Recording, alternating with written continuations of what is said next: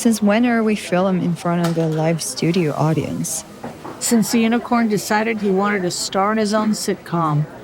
So, are they real? Nope. Unicorn magic.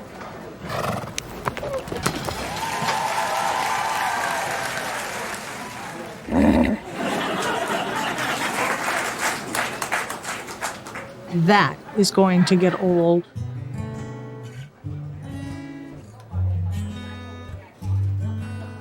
Another year, same old cafe. This season of the Bug Hunters Cafe is made possible by Soft Terrific and Mousepaw Media. What's that got to do with it? I'm reading the teleprompter that spontaneously appeared behind you. Like I said, another year, same old cafe.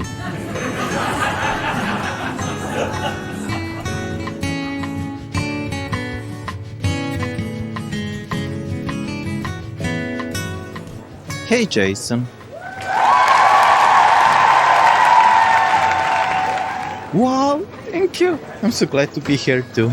They're just applauding on cue. Anyway, they're not real. They're not? It looks like a live studio audience. It's unicorn magic. He's going through another midlife crisis. This time he's decided he wants to be the star of his own sitcom, and we're the supporting cast.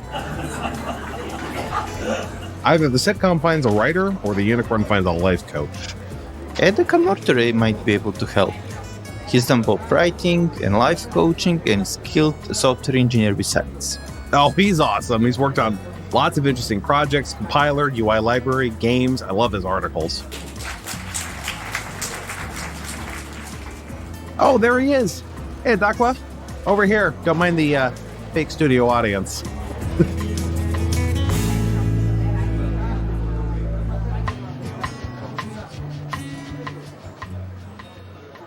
You always wonder what's up then. Hey, it's nice to be here. A quick question. There's some unicorn at the door trying to sell me some script for a movie. You know anything about that? Oh, not this again. He's, I guess he's already planning the movie spinoff of the sitcom. It's just only episode 1 of his. I don't think it's going to go very far. He seemed fairly adamant that was very good. But all right, we'll just keep him back in my mind. Absolutely. Yeah. Adamant is his default setting, I think. Jason, don't be mean. You mustn't crush unicorn's dreams. Why? He crushes mine all the time. Edaqa, what can we get you? You can have anything you like in the universe, or the fictional universe. It's all in the house. Anything we want. I checked the look at the menu. I'm going to go with the Café Sin Granos. It seemed very delightful. Ooh, okay. Café Sin Granos. What is that? I've never heard of that before. It's literally coffee without beans. Oh, that's what they make. That's how they make your espresso, Bojan. I've always wondered. Yeah. Okay. I don't want too much caffeine, so Yeah. Well. Okay, that's perfect. So I'll get that for you, and I'll get your espresso without any coffee, Bojan. Yeah, he's been ordering that for years, so that's perfect. And I think I'm gonna go track down my usual caramel macchiato. So I will be right back. All right. It's always lovely to meet a person with the same taste. Well, especially at strange places like this, where you got to have different tastes. Okay, so question for you: how did you become a life coach? I don't know. Is that a fair answer? I think it's like, if you had a life coach and they asked you what you're doing, it's like the thing that, since I can't answer that, it's like, well, I guess I got to be a life coach now and ask other people that. In fairness, I didn't do it very long. It was, I just sort of did it for a while. I thought it was interesting. It looked interesting. There was like certification and stuff to do. And it's like, all right, I've got some time. Let's see what this is like. For me, life coaching always looked like some version of debugging. So, is it harder to debug humans or computers? I don't know. I mean, each have their own nuances, I think. They each have a various version of finding out what the issue is and figuring out if you can even fix it. Tell me more. Trying to think. So I didn't do that. It's the coaching thing. I don't know how much of the life coaching. I was on these coding coaching stuff and various coaching and mentoring things. And so I did those, and I think mostly in this profession, most of it is people asking like career questions and stuff, like what they need to do and how they do that. And so I think this, I don't know how much of an overlap is. I think people just sort of need direction, which I think comes quite often in code as well. You're just looking for direction for a lot of people. What am I supposed to be doing here, or what could be going wrong? And so most of it is just sort of helping people find that what's wrong on their own. That's very nice. I always wanted to be a life coach, but never tried it. Yeah, it's something to try. It's something interesting. And I don't know, I think in a way we're always sort of, anytime you sit down and talk with somebody, in a way you're sort of being their coach. I mean, listening to them and seeing what they are. I think everybody always does it a little bit. Not many people go to the formal aspect of it. I never thought about it that way.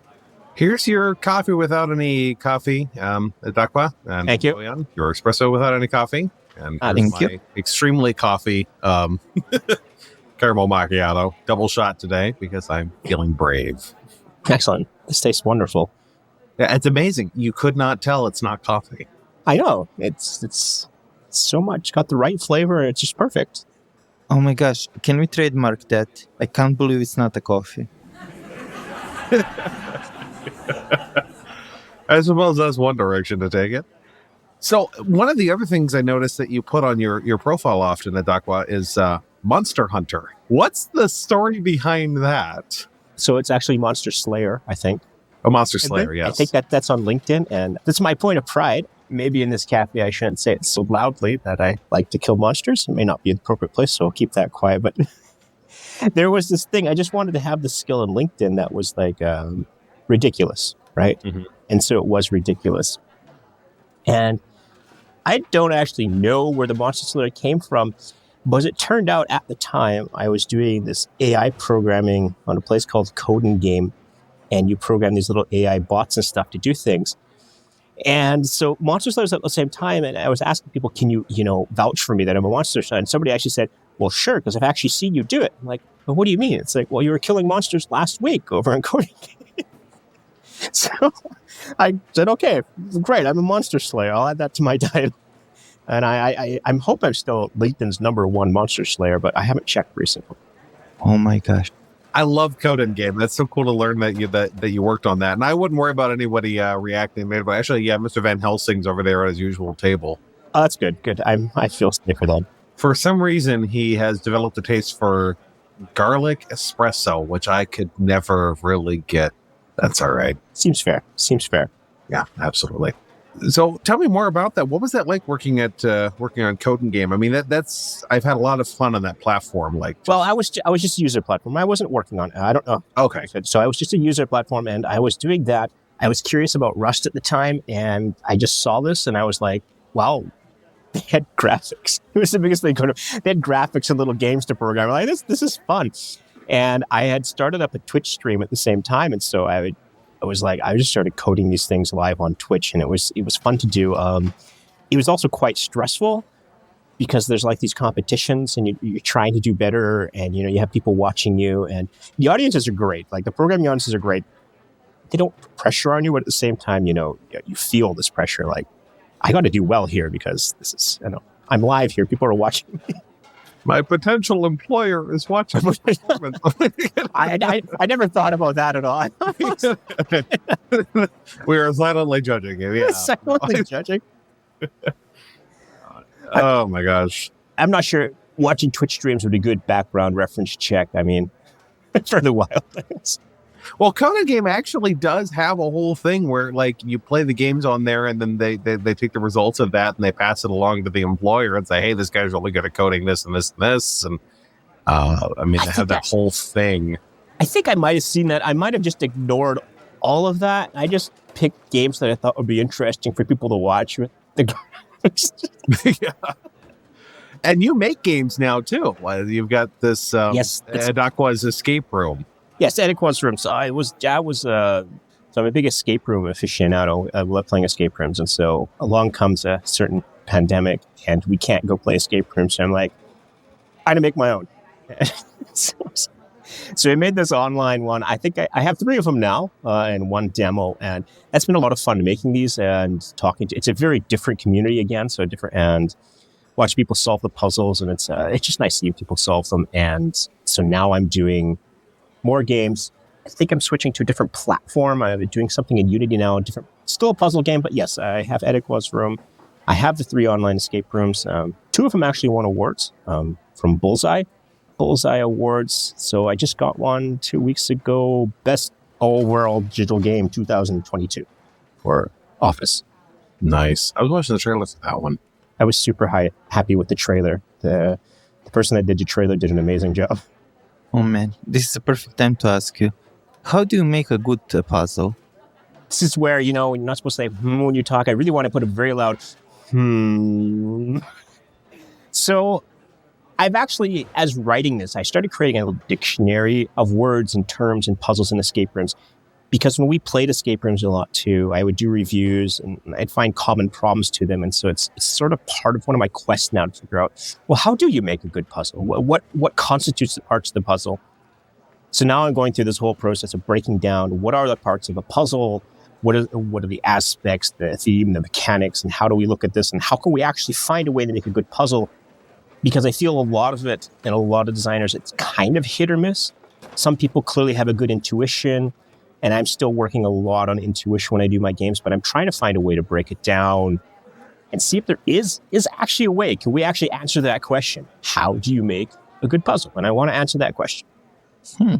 So I'll follow up with that and say, would you say that debugging is a good puzzle? Albeit nobody really comes up with it. It happens, but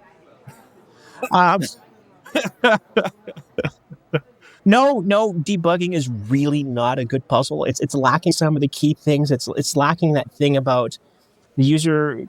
Let's say this is a user, our player now. They have no idea necessarily what their goal is often. They don't know, they don't have indication of which pieces fit together. It's not really thematically interesting. It's sort of lacking a story. There's no built-in hint system. Oh, I guess there are. There are some clues that you might get. Overall, I'd say it's not a good puzzle. If you found these in like an escape room, this type of puzzle, you'd be very, very upset with this type of puzzle. It's like puzzle from the 90s adventure game. Most of the time you're just trying to brute force a solution and things don't make sense at all. Yeah, I'm still fascinated with adventure games that those became so popular because, most of those don't have good puzzles.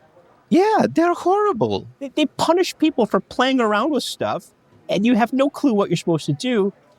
Some of the newer adventure games have been a lot better. I played a few recently, but gotten a lot better. And like I say, this is a common critique of escape rooms too, is that you have to know how to solve the puzzle. It's no fun if you can't solve it.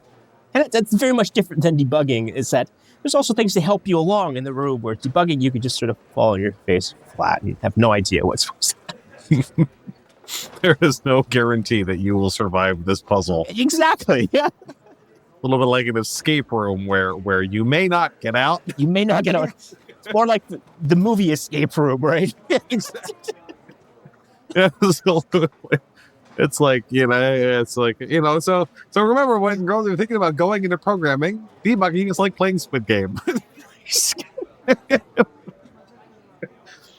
I don't know if it might not actually be worse than that, or it's because at least in those ones there's a clear end, whereas in debugging sometimes you're in an empty room and you just keep opening the same cupboards again and again for eternity until you find the right combination, because nobody's letting you out until you find that combination. Absolutely. And every time you open the cupboard, there's something different inside. Yes, exactly. It's like that. Yeah, this is where it crosses the line from Edaqa's Room, and it goes clearly into the Stanley Parable. Oh, actually, I love the Stanley Parable. I love the kind of the meta nature of that. It's like the narration is kind of the main. that is an absolute gem of a game. Oh my gosh. I have to admit, I have kind of this insidious desire someday to build a game called I Am Not a Designer, and to have it be where the game starts up and it looks like just some basic thing like a spreadsheet program. But as you proceed through and you get the little objectives and pop-ups, as you proceed through, the interface gets gradually worse. So like you have like menus and submenus and triple submenus, or you have like unclear dialogue box options or whatever, and you're having to just work your way through trying to figure out how to do something basic as the interface actively fights against you. It's funny you should say it, because in my Office game, I actually have a spreadsheet puzzle. And it has all those things that you just said. Somebody went into Excel and started building all of that stuff, like the little buttons and menus and stuff. And it's like this horribly broken spreadsheet. And I actually got the comment once. Somebody actually came back and says, like, this is way too realistic. I hate it.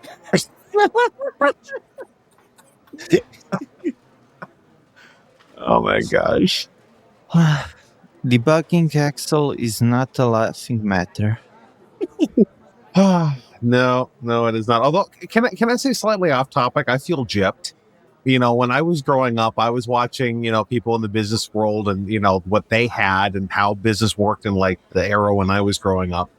And I was looking forward to being a part of that. And then we got here.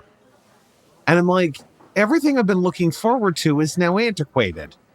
And now I'm doing all this sort of like cloud-based nonsense. I'm like, can I just have a computer that's on a corporate network and just give me give me the older tools and inter-office memos and a car phone, please? I've been waiting my whole life for this. I feel gypped. Well, I can kind of see how you feel with that. There's a lot of the sort of, I don't know, the cloud takes away some aspect of it, the tangibility of what you're working on. It's literally just all in the cloud somewhere. Absolutely. We're all waiting to rain on you. yeah, and now we have OpenAI. Oh, no. Hey, actually, that brings up an interesting topic, and I'd love your guys' thoughts on this, because I was reading about the Dan hack, and I realized I don't think this iteration of AI is going to last long. I think we're eventually going to come back around and figure out how to do AI, but I don't think this iteration is going to survive, because what they did not account for is you have a bunch of programmers who are used to debugging, and they did not account for the fact that they don't have to worry about just normal security breaches. They now have to worry about social engineering. We have not previously had social engineering be a direct human-computer interaction attack vector. And now they can literally use psychology to hack these things. And I don't think they were prepared for this. I don't know. Well, I think, first of all, we had social engineering was a big attack vector beforehand. It's just, it wasn't automated, right? Well, there's that. You had to actually talk to somebody at the other end that might understand what you're doing. So this might make it easier. Yeah, I don't know. The future of chatbot and stuff like this, I think these things, I think they're fascinating technology. And I think they're at the upper limit of what you could do with statistics. But it's not generalized AI, right? We hope. We genuinely hope. Maybe it is. Maybe we're deluding ourselves that we're better than these things. I had a coworker the other day going, maybe AI could be used to, help make sense of those 900-page bills in Congress. I said, what? You're not content with it helping people cheat to get licenses. You just want to go ahead and just let the machines rule over us. Just skip right to the matrix. Yeah, everybody knows how this ends. We'll just skip the boring part. Well, no, I think to become Skynet you still need a computer that wants something. These haven't shown any wants or desires yet. I don't know. I think computers have already been wanting things for a while. I've seen some strange bugs. I've never been able to account for the fact that I have seen bugs that run away when I walk in the room. That is not an exaggeration. I can totally understand that. I think I've had the opposite effect in life. I have crashed more checkout registers in my life than anybody else. I think I'm up to 7 or something. Just walk up to them, the machine stopped working. We give up. Well, everybody knows it's scientifically proven fact that printers can smell your fear. What was the thing that was floating on social media for a while? It's like Rage Against the Machine never did specify what machine they were raging against, but 9 on 10 of the printer. Oh my gosh. So you have worked on so many different things. We talked about the games. You were working on the Leaf language for a while. Yes. You've built UI libraries. Like you've run the whole gamut. Yes. I'll start with this. What is one of your favorite projects, especially as you get down closer to interacting with the machine and how it thinks? If I'm talking interacting with the machine, there was an optimization project when I was working in a finance company. And we had this goal to make things super, super fast. It wasn't a legitimate goal in the sense that it was already fast enough for what was needed, but it's like, all right, somebody said make this faster. So I took the opportunity, I ran with it. And so that's at the point where I don't think I got as close to the possible machine I could get at that point when we were doing things like we were measuring things in nanoseconds, right? And this was already the goal of how do you actually get it to consistently measure something in nanoseconds when the call to the clock takes like 38 nanoseconds. So this was lots of fun. Like I got so close and I got to fully optimize the machine. Like, in C++, all those weird things like data alignment, page size, and all those things that nobody ever uses. I got to use all of them.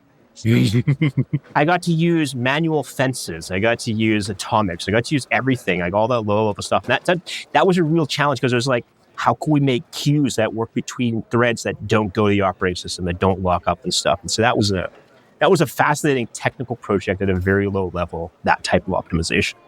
I love any excuse to get that far down. I remember writing a benchmarker myself once and getting into the whole fencing operations, and that's fun stuff right there. Yeah, it's lots of fun, and there's very few people to get a chance to do it, I think, too. And even when I was looking up, like trying to find stuff, there's very little documentation of what actually happens at that level. Like it's just what is the computer actually doing? I mean, I think I wrote the article once because you hear about things like out of order execution, right? And I'm like, well, what's actually happening here? It's obviously clear that the computer isn't like bunching things up and making like this big strong decision of what do I do in order and stuff. It's like, what's actually happening? So it took me forever to figure out what is actually happening. What does that actually? And then it's like some like manual somewhere from Intel that says like this thing, like this is actually what's happening here. You're like, oh, that could actually happen. And it's like, okay, so it's interesting. So I found those things quite interesting. Not practical, but interesting. So which do you prefer more? Dealing with the human-computer interaction or dealing with those, weird CPU behaviors? I think in terms of overall appeal, I prefer the human-computer interaction. It's one of those things that's more open to people. It's like when you sit for 3 weeks and optimize a lockless queue, and you try to tell somebody, you get his eyes glazed over. It's much easier to pick up a phone and say, I built this. Immediately understand what you did. Yeah. Backend developers never get the recognition. It's part of the career advice I give is if you're going to do backend, make sure you do full stack so you can show people what you do. I actually tell people it's like playing bass guitar. If you do your job well, nobody's going to notice. If you mess it up, everybody's going to blame you. That's a really good analogy for it. Yeah. Because it even gets worse when you're paying down technical debt, because it's like you can work really hard, do something absolutely incredible that's is worth millions to the company that you just did it for. It just in terms of productivity and preventing bugs and making it possible to do it, and nobody's grateful. I think a lot of people miss that in programming. When we talk about programming as a whole, especially for a career, there are those types of sort of politics involved that when you have an option of things to work on, you have to be aware of what the implications are. Will people recognize you for what you've done, or will they gloss over it? Yeah. If you crave recognition, don't go into backend. No. I mean, but I encourage people always to do front end too, because that was part of my book. I talked about like a lot about the user, and I did presentations on this too. Is that I think it's vitally important for people to not lose that disconnect with the user. Like even on the back end, it's like you should know why you're doing this. What purpose is this serving? Somebody's sitting there at some point, or some confused chatbot is trying to do something. You want to know what they want to accomplish. And I think that actually helps in the back end too, to focus your efforts and stuff, to know what are the priorities. I'm building an API right now as part of a full stack effort, so I don't really touch the front end much because I don't do JavaScript. Just not something I ever cared to do. But I'm doing a Python API, and I can definitely vouch for the fact that what the user's going to need on the front end really does influence the design decisions you make on the back end. Not because they're going to directly interact, although with an API, you have to assume they will be doing API calls at some point, but because like it kind of goes hand in hand with that. I hate the phrase "Yagni." You aren't going to need it, because who's to say you're not going to need it? You very likely are going to need it, but like, don't build the thing right now, but make decisions so that you can build it later. And, Yes. and especially with the user, like thinking about the users, if the user's going to want it, don't paint yourself in a corner. That's a very important point, and I use that one a lot too. It's when you're focusing on like the back end, it's like, also don't necessarily iterate on the easiest thing. Figure out when you know what the user actually needs, pick out the hardest thing that they absolutely need, and just make sure you're going to be able to build towards that. Not that you can make it 90% of the way, but not actually finish it. Yeah, that can be tough. One of the things you worked on was the Leaf programming language, and programming languages are hard too, because talking about human-computer interaction, you're now literally creating the medium for somebody to translate their ideas into the computer. What new problems did that present you? There's a lot of new problems. So I learned a lot about the formal aspects of compilers and typing and languages and syntax and semantics. And I learned a lot about the environment. And so what came very obvious, very clearly is because I'm looking around, there's like a lot of languages to choose from. And I think this is the whole echoes that sentiment about be aware of the users. The more successful languages are successful because of the environment, not because of the language. Like I was strongly because Rust took off because Cargo is really cool to use. It's really easy to set up a project. Python's got pip, and it's just so easy to put stuff in it, and like Node, and it's just like, and you look at C++, C++ is I personally think is the best language, but it has a really crappy environment. It's so hard to set up a project. It's not appealing for anybody to want to do anything with it. And so I learned that these types of lessons a lot while doing the languages. What's the important things here? Where do we have to go with this? And then also just learning a lot about type theory and how to type things and how to make a language work. So why did you ultimately? Because I remember when you decided this is just not going to get done, and and there's a lot of times we start projects and think I'm going to do this, and then we just realize it's not practical. When was that moment for you that just went, I'm not gonna go finish this thing? The moment I think came when I had done a few streams in that I was actually focused, like I got this base language. Let's make it do something so I could show people. And I made a classic type of wormies game in it, where a little worm walks around and eats stuff and gets longer. And I made this in the language. So I'm like having to call out the operating system and do all these calls and stuff. I'm like, oh, this is great. I can fundamentally demonstrate my language works. I can actually do useful things with it and stuff.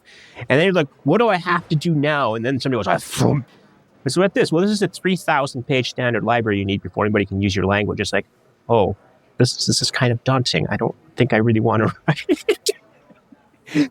Hundreds upon hundreds of APIs before somebody will look at your language and go, I could use that to do something. Oh my.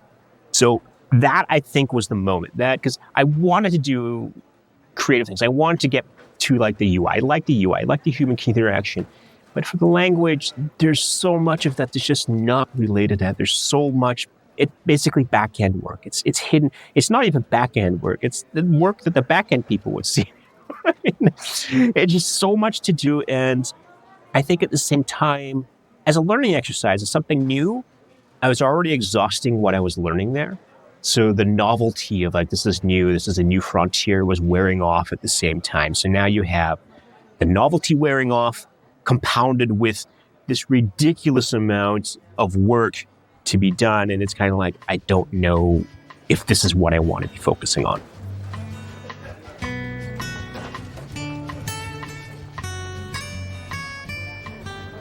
Jess, have you thought of a special for the day?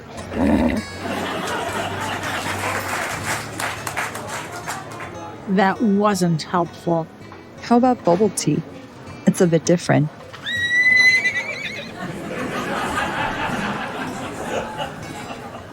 All right, that's it. The sitcom is going off the air effective immediately.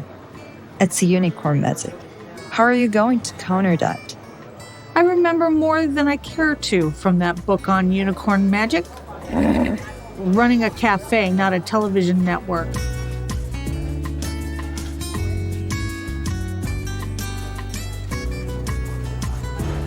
Tell us what's your favorite bug.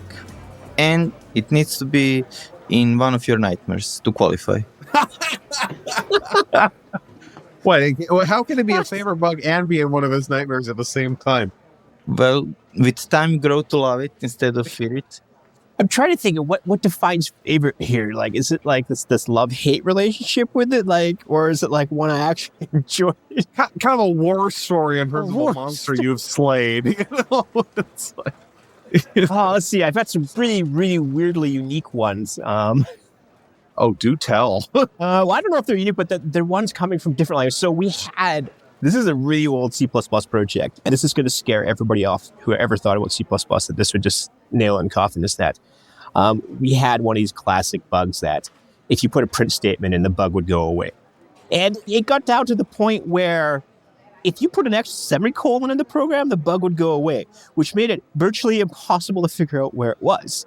So it's just like, and it was like, because these are the way compilers in C++ worked, is that extra semicolon somewhere triggered something to make a byte align slightly differently, which caused the bug not to manifest. And we just keep looking at this in days and days at end, and it's just like, I honestly don't remember what we did to solve it other than going through the code and like rearranging things. I don't honestly know if we ever found that one, as so much as just sort of went away for us. That's horrifying. Yeah, those were the other one.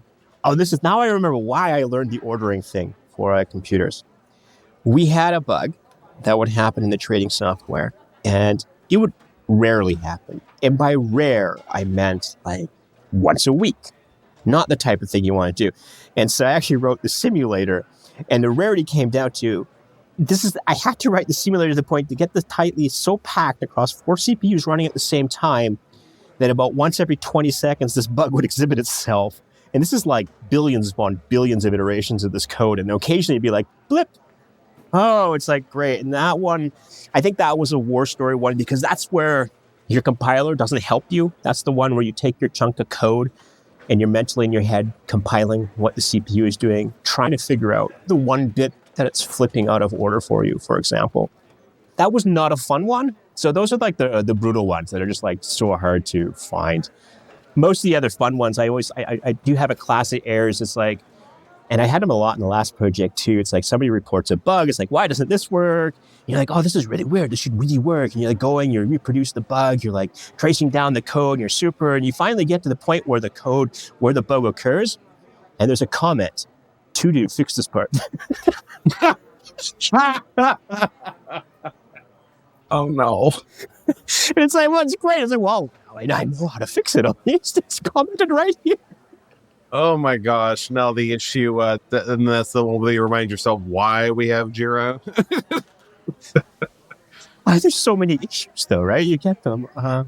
You said I also covered like it's hard to say favorite bug. I think those are the fun ones, whereas I already knew the bug was there and just didn't have time to fix it. Those are the other ones. I think, they're really just mostly war stories, I think.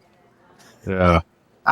The monster slaying is kind of on my mind lately because I've been working on this API, and there are ghosts. It's Python. This is supposed to be straightforward. It's fast API, which is great. Like we built the entire thing. It's our code.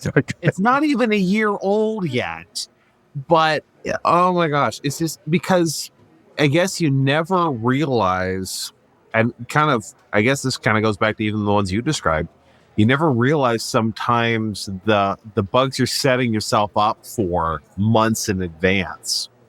One of the bugs we ran into was because we made a decision to hold off on adding the update operation for, it's an API. So it's like, let's wait on update. Let's just do create. And as a result of not doing update, we then overlooked some details about the schema, which then trickled down to overlooking some things with the ORM, which then changed how we were interacting with actually adding the records into the database, which then manifested as all these really bizarre bugs that we did not expect. And so then we're trying to do normal things and we're getting undefined and non-deterministic behavior. And my coworker and I are watching. I just wound up, putting a link to, Ghostbusters somewhere in our workspace, because it's like, this is just all the little bugs. And then we fix it and then it breaks the front end. And so then the front end guy's running in circles and he's trying to, like, all his tests that were passing yesterday are now breaking. Yeah. And it wasn't that we changed the behavior of the API, it's that we fixed the fundamental problems in how we were storing it. That's now suddenly exposed everything that went wrong in his part of the code. That bug was a feature.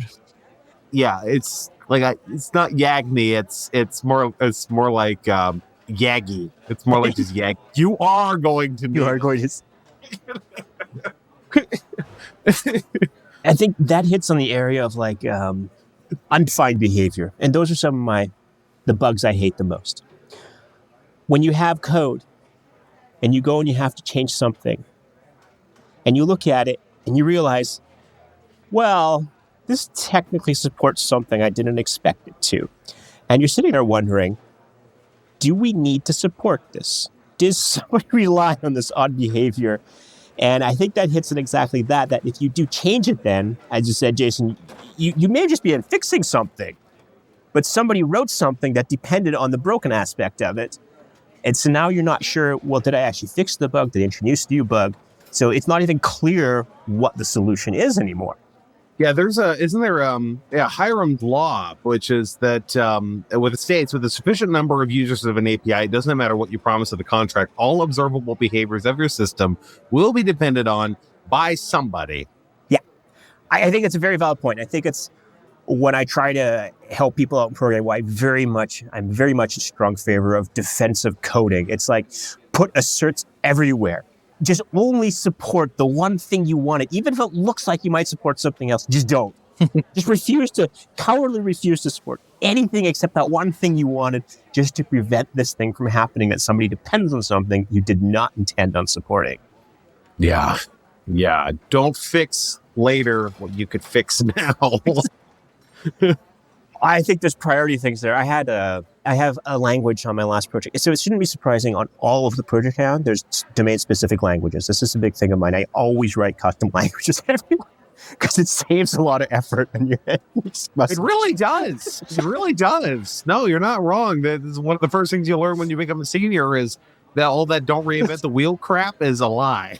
Yeah. Just languages, partial languages, structured files. I just do all it. And so I had this little expression language, and we hit a bug there. It's like, oh, I made a mistake. We're accepting both like a string and a symbol here in type theory. It's like, this is problematic because now I'm writing a parser to speed this up, and the parser has to know which one it is. And so in our last project, the current project I'm on, we have this deprecation framework. So anytime you suspect something might have been used, you can basically check. And the first thing you do is you check in a thing that says, deprecate. So if somebody uses it, you get all these deprecated notices. And it first confirms whether somebody was relying on it or not. And then you can fix them. And then once they're gone, then you're allowed to get rid of the behavior. And it's been a very interesting sort of approach to get rid of this undefined reliance type thing. It's just check if somebody's using it first and let it run for a few weeks and see, oh, we never got the error. This is good. We can probably get rid of it now. And then change the behavior. That's the problem that happened with Python 2 to Python 3. And, everyone criticizes Python because it's like, well, you broke the language moving from 2 to 3. It's like, okay, first of all, major release is going to break things, live with it. Yeah. But it was, there was a lot of unfounded criticism because the reality is they were redesigning the language based on things they now knew that they didn't know before. And that required them to break things, but it was a slow and deliberate process. Like, okay, we'll support this for this long change. We'll support this long. There's still companies that are using Python too. So it's kind of funny because it's like, you can warn them until the cows come home. And ultimately, when you turn off the feature, somebody's going to complain. Yeah. Actually, Minecraft has the exact same problem. If you've ever done anything in Minecraft, like command blocks or whatever, which becomes a coding language in and of itself, same problem. It's like, okay, we're going to fundamentally rewrite the command system. We're going to break everything in one shot, in one release. It's going to break all your commands. And they warned, and they warned, and they warned, and they warned, and they warned. And then they did it. And then everyone complained. Yeah, it's a tough problem to solve. And like, from doing the language design, I can understand like how this happens because it's like some point you back yourself into a corner so bad that it's just like, you don't want to build like a weird hacks continually just support old stuff. At some point, you just have to say, well, we're just going to get rid of this weird stuff and somebody has to deal with it. And yeah, for Python, I think it's a little bit better now in how they deprecate things, but they still do. But yeah, the switch is just just have to do it sometimes. It's just because otherwise you're stuck. Because quite often you have a bug, and when you really sit down and you've analyzed the bug to the point you realize the bug is your architecture or something fundamental, that you can't patch your way around it anymore. And you have to sort of turn and change a whole bunch of things. And that's extremely risky. Yeah, it's if you have a whole bunch of users out there, both programmers and end users, you're going to impact them. And then every user has the same brilliant solution that's super easy. All you have to do is just add a checkbox in the settings. And they don't realize just how much complexity comes with that. It's like now we have, yeah, okay, sure, it looks easy to you, but now we have all of these and all these conditions, and it's like, oh, just give me the option to turn it back on. No, we have to fundamentally rewrite the program. We don't want to keep maintaining the bug. Like, is this a project or an insect museum? It's like there's all these bugs everywhere that I'm taking care of, and I don't want to keep feeding them. Yeah, exactly. You want to get rid of it. You want to make the software better. It's a tough situation, I think. It's really hard to decide which things you get rid of. And I think you have to try as much as you can to avoid breaking it first. You don't want to just get in the habit of breaking it and annoying people, but you have to get there to the point where like, well, okay, we have to break this. And I found for politics and clients, what's really helpful is in the version of something you break something, you have something shiny and new at the same time. So they can have the shiny new thing, and you're like, well, you got this. We broke this a little bit, but you got the shiny new thing. It seems to work in general. Yeah, especially if you tell them you get this shiny new thing because we broke. Yeah. Other things. Yeah, it's amazing how, like, I was community manager for a mail client for a while, and I like the project owner was just languishing because he had literally, I'm not kidding, almost 2,000 bugs, open tickets on GitHub. And I stepped up and said, hey, do you want me to just kind of come in here and I'll go through all these. I'll figure out what we actually need to do. I'll wrangle the community. I'll set up a new platform for you. I'll get all of it where he's like, please do. So I did. I went through, and it was amazing because email clients, you'd think it's easy. Email is easy. I mean, everything ultimately, for the last 20 years, every program will ultimately become an email client. Like now everything becomes a chatbot, but like everything turned into an email client from like the invention of email onward.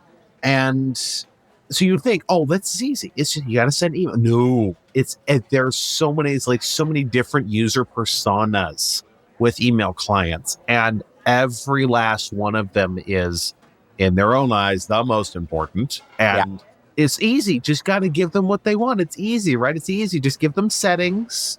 Just let them do what they want with it. And then none of the protocols are consistent. And so there was continual push and pull. Like this group's like, but our features are more important. No, but our features are more important. You got all these competing users who are basically having, firing deathmatch battles over who was going to get the next release.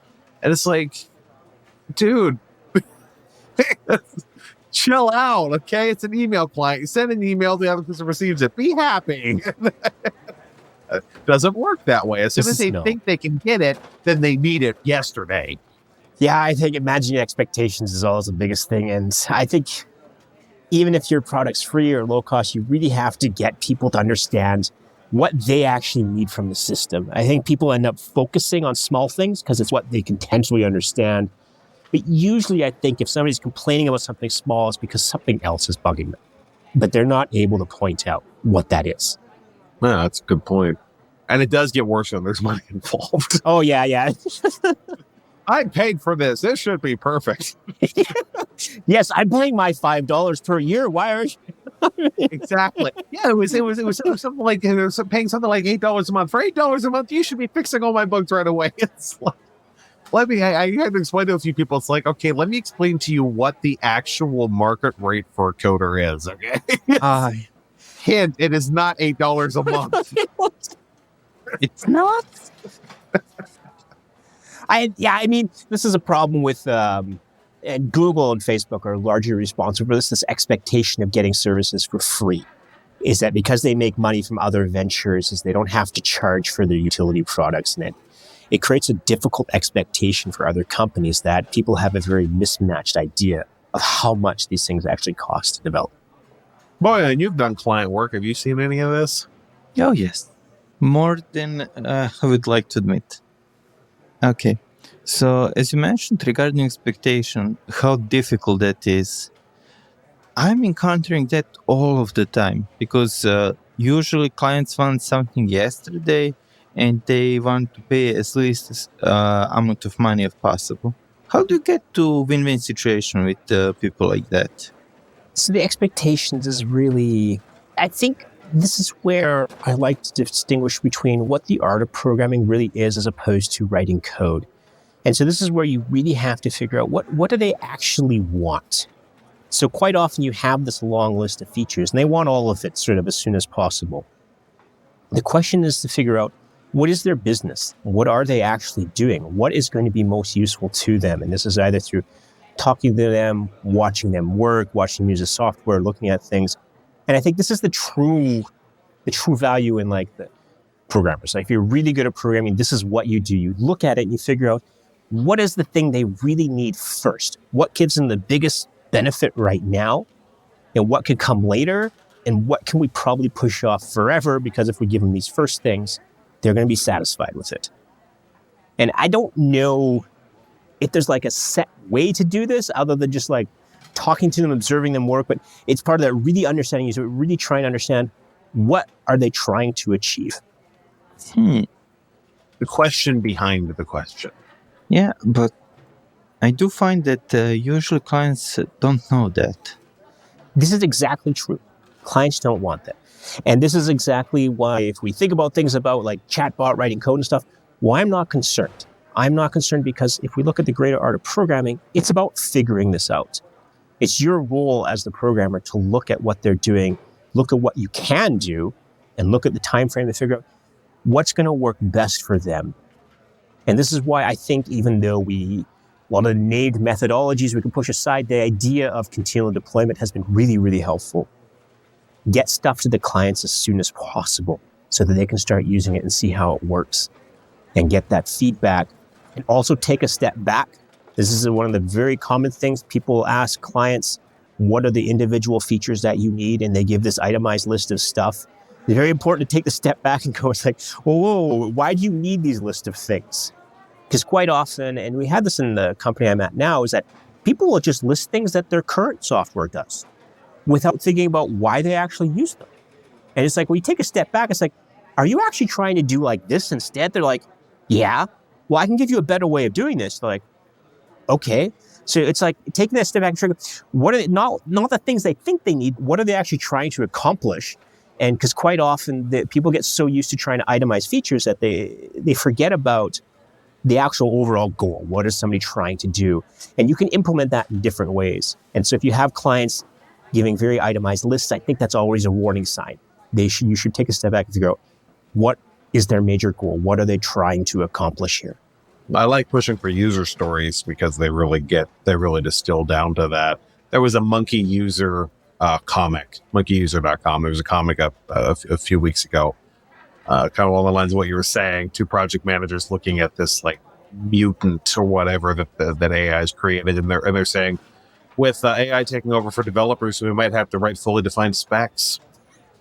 I mean, this is why we've needed programmers. I mean, you go way back in time to COBOL. I mean, what was COBOL even for? I'm trying to remember what the acronym actually stood for, but it was basically there for being able to define a common business-oriented language. And the whole idea behind COBOL is, oh, cool, we don't have to go get a computer scientist. We can just write the code ourselves. But they discovered really quickly that there was a whole art to that. And then they weren't qualified and they had to get the computer programmers. Anyway, and every single time we reinvented it, like, oh, cool, we built a new thing. It's abstracting it away. And now we have no code solutions. And now we have and what always happens? We wind up now having software engineers who specialize in WordPress and who specialize in Drupal and who specialize in all sorts of these low code, no code, pick pieces and snap them together solutions, because it turns out we don't know what we want. That's exactly it. In the end, there's some guy saying the Drupal programmers figure out what you want, hold your hand, put stuff together to get you what you want. And it's like, I don't see that going away. No, I don't. I mean, AI, all it's going to wind up happening is a software engineer, and we're going to need just as many software engineers, if not more, so they can write the prompt for the chatbot to put together the code. And then to read the code and actually make sure it does what the client thought it did. Pretty much. I think in future, Skynet is going to exterminate humanity just because it realized that's the most optimal way to reduce number of feature requests and bugs. Oh my gosh. I always have this theory about the generalized AI is that the moment the computer actually reaches the ability to think like us and replace some of us, it starts to want stuff and it starts to become lazy like us and sloppy like us. And so we're not actually going to get a better system out of it. Yeah, ambition does immediately bring with it all the liability of error. Yeah, and I think that the whole idea is that exactly that with chatbot, you have to tell it what you want, but people can't tell you what they want right now. So the chatbot can't help you because you can't tell it what you want. It's like, the next, in 50 years, we're going to be talking about how, they figured out how to do chatbots without actually having to do prompts. So you just think thought, you visualize it mentally, and it's still not going to work because people are going to be visualizing really random things. And then there could be like the end results can be like, why does this interface look like it's made out of breakfast cereal? I was hungry at the time. So that's our future programmer, is that he's capable of imagining better. That's his only requirement. He can imaginize in a focused way to communicate with this AI. Right. Well, and be able to imagine was not going to just make one person happy, because that's the other challenging part. We're not answering to one person, one user. Like usually the person who's the product owner is not going to be using the end result. They're usually just representing, and usually badly, people who are going to be using the system. And in reality, there's, 1,000 people that need to use the system. And there's, out of that, basically 995 different user stories. Oh, design by committee is a whole nother level of torture. So you have to have a person, whether that be a product strategist or a business analyst or a software engineer, who can go in and have all those conversations with those 1,000 different people, or at least a subset of them, and figure out what do they say they want, and then not only extract out of that what they really want, but then find the commonalities across all the people, and then say, okay, so what the majority of people are wanting is basically this. Yeah, and I think that's the biggest part of the job, figuring that out. What's the most important thing, and what's holding people up the most. So does that make our industry one gigantic escape room puzzle? And a very badly designed one at that. Yes, it's a very badly designed one, but I think it is in that way. Yes, it's a giant room with a bunch of boxes that don't connect together, yet people want them to connect together, but they can't tell you how they're supposed to connect together, what they want. And on each side of the room is another guy giving you a different story for it. And there is no actual exit, but you think there is. So yes, that's our knowledge. The exit is when you finally give up and just retire. I think so. Yeah, retire. There's a door labeled. It just has an age check on it. That's the way you get out. Exactly. You just survive long enough. Out of the room. Yeah. Like, congratulations, you made it out of the room without having a heart attack. Yeah, you. Here, have a pension. Well, hopefully, we may have actually lost it in crypto. Yeah, but then the funny ending of the story is then we go build things ourselves and enjoy it until we decide to actually share it with someone else, and then we're right back in the same stupid room. And it's like that old Jim Henson movie of the guy trapped in the box, like you can never get out. But yeah, programming on your own, like just writing code, is like you have that advantage that you don't have conflicting requirements. Okay, maybe sometimes you do, but the moment you show it to somebody, that's the first thing in their minds about what if. Oh dear. I wrote an article years ago, and I think I need to resurface it again. I wrote an article years ago called The Cranky Developers Manifesto, and it's a proposal for a document that you can put right alongside your license in your project. It literally just says, I'm doing this for fun. I reserve the right to ignore your feature requests, to ignore your bug reports, to ignore your pull requests, and to literally just disregard what you want out of this code.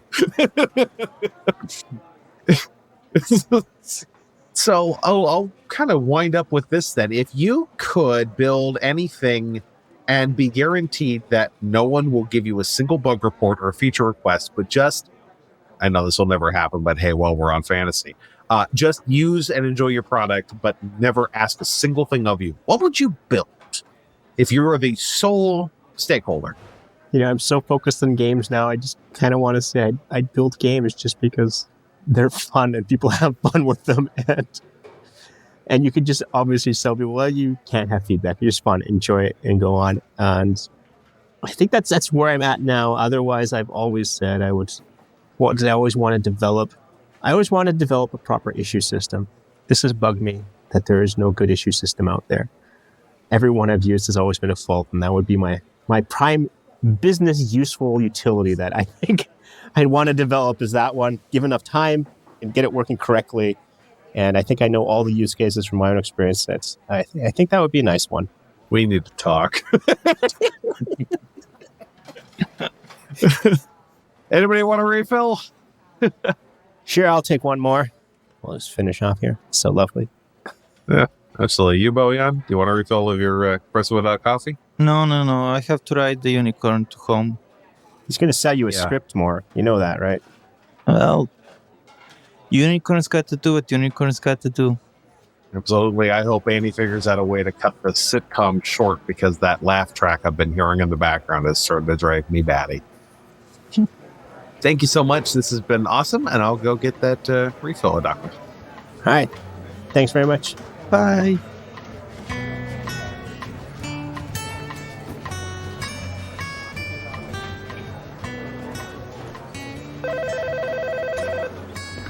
Bug Hunters Cafe, this is Jess. Well, we're open 24/7 at bughunters.cafe. You can also find us on LinkedIn and on Mastodon as Bug Hunters at hachyderm.io. The music is provided by audionautics.com. We have a link on our website. No, I don't think so.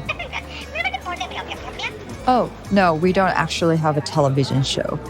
The unicorn has been... Yes, I imagine it's very distressing for that to cut into your Gilligan's Island marathon. We're working on resolving that interference. No, we don't understand the jokes either. Understood. Have a great day. Annie? That's the third call today about the unicorn's sitcom crossing signals with a public access cable. Well, no more. I swapped the unicorn's bubble tea out for the chamomile. That'll short out his studio audience. See? Nothing to it. Oh, dry up. Your ratings are abysmal anyway.